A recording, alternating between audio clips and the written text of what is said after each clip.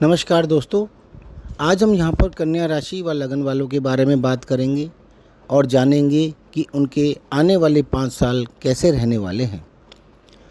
जैसा कि आप सब जानते हैं कि कन्या लगन के स्वामी ग्रह बुध हैं, जिसे ग्रहों में राजकुमार कहा जाता है। इसका स्वभाव बहुत ही चंचल होता है। यह जिस ग्रह के साथ होता है उसी ग्रह के अनुसार फल देने लगता है। कन्या राशि बुध की उच्च राशि है, यानी कन्या लगन में बुध उच्च के होते हैं। कन्या राशि के लोग ज़्यादातर खुद का काम करना ही पसंद करते हैं। बहुत ही सीधे स्वभाव के होते हैं, किसी की भी बात आसानी से मान लेते हैं और जब गुस्से में होते हैं तो किसी का भी नहीं सुनते। बुध वाणी और बुद्धि का भी कारक है, इसलिए कन्या राशि के लोग बुद्धिमान और सोच समझकर कार्य करने वाले होते हैं। कन्या राशि के लोगों का यह समय बहुत ही अच्छा गुजर रहा है, क्योंकि शनि अभी आपकी राशि से सप्तम भाव में गोचर कर रहे हैं और उसकी दृष्टि सीधी आपकी राशि पर पड़ रही है। किंतु फिर भी शनि का कोई नेगेटिव प्रभाव आपकी राशि पर नहीं पड़ रहा है। शनि अभी मीन राशि में है, जहां पर ये 3 जून 2027 तक रहने वाले हैं। इसलिए आप पर शनि की ना तो कोई साढ़े साती चल रही है और ना ही कोई ढैया चल रही है।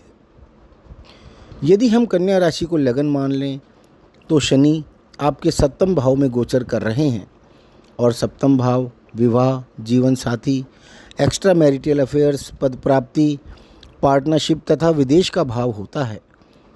और दशम भाव से दशम होने के कारण यह आपके कर्म का भी भाव होता है, यानी कर्मों का कर्म।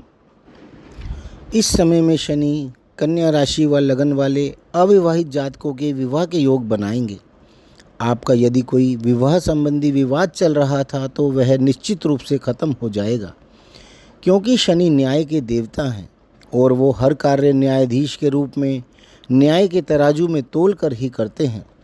यदि आपके बाहर कोई नाजायज़ संबंध चल रहे हैं तो वह भी इस समय में ख़त्म हो जाएंगे और आप अपने जीवन साथी के साथ बहुत ही खुशनुमा समय बिताएंगे। यह भाव पद प्राप्ति का भी भाव होता है।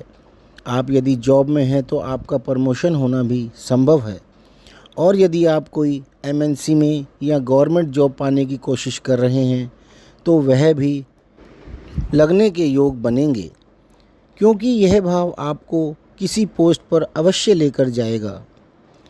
आपको विदेश में भी कोई जॉब मिल सकती है। आपको किसी प्राइवेट कंपनी में, किसी मल्टीनेशनल कंपनी में भी जॉब मिल सकती है, जिसमें पॉसिबल है कि आपको विदेश में रहना पड़े या विदेश आना जाना पड़े। ऐसे ही गवर्नमेंट में कई ऐसी पोस्ट हैं जिसमें ज़्यादातर बाहर रहना पड़ता है या कई बार विदेश आना जाना भी पड़ सकता है। इसी प्रकार का इंपोर्ट एक्सपोर्ट का बिज़नेस करने वाले लोगों को भी कई बार फॉरेन कंट्रीज़ में आना जाना पड़ता है। यह भाव पार्टनरशिप का भी भाव होता है, तो यह भाव यह भी दर्शाता है कि आप पार्टनरशिप में भी कुछ काम कर सकते हैं, जिसमें आपको अच्छा खासा लाभ होने वाला है। सप्तम भाव के फल मिलने के अधिक चांसेस इसलिए भी हैं क्योंकि इस भाव में गुरु की राशि है और गुरु 2 जून 2026 से उच्च के हो रहे हैं और उनकी नवम दृष्टि इसी भाव पर अपनी राशि पर 1 वर्ष तक पड़ने वाली है। तब यहाँ पर शनि गुरु का दोहरा गोचर भी शुरू हो जाएगा, जिस कारण से यह भाव पूरी तरह से एक्टिव रहेगा और आपको इस भाव के निश्चित रूप से फल प्राप्त होंगे। 3 जून 2027 को शनि मीन राशि में प्रवेश कर जाएंगे। यह समय वह समय होगा जब शनि आपकी राशि से अष्टम भाव में गोचर करेंगे, तो यह समय आपके लिए शनि की ढैया का समय होगा। ढैया यानी यह 2.5 वर्ष का समय वह समय होता है जिसे शनि की अच्छी स्थिति नहीं माना जाता, किंतु आप इसे अपने अच्छे कर्म से अच्छा कर सकते हैं। ढैया मुख्यतः कन्या राशि वालों के लिए मानी जाती है, लगन वालों के लिए नहीं, क्योंकि ढैया व साढ़े साती की गणना चंद्रमा से की जाती है। शनि कन्या राशि के चंद्रमा से अष्टम भाव में होंगे, यानी चंद्र कुंडली में शनि अष्टम भाव में होंगे। कन्या लगन वालों के लिए नहीं। चंद्र कुंडली से अष्टम भाव के शनि के प्रभाव को हम लगन के अनुसार समझते हैं, तो शनि आपके अष्टम भाव में होंगे। अष्टम भाव आपका आयु भाव होता है, आपका ससुराल होता है, किसी लंबी चलने वाली बीमारी का भाव होता है। अष्टम भाव छुपी हुई गतिविधियां भी दिखाता है, जैसे कोई गुप्त रोग, आपके छुपे हुए शत्रु, आपके खिलाफ हो रहे षड्यंत्र, कोई भी कार्य अचानक से होना, पुश्तैनी प्रॉपर्टी, रिश्वत या दहेज का धन।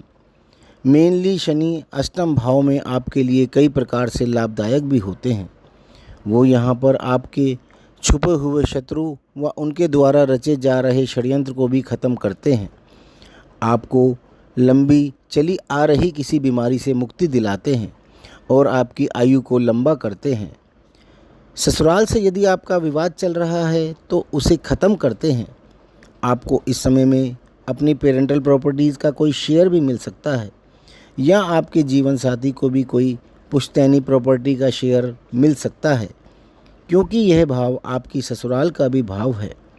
रिसर्च करने वाले या सीक्रेट एजेंसीज़ में काम कर रहे लोगों के लिए तरक्की का समय है, क्योंकि इसे हम पाताल का भाव भी कहते हैं।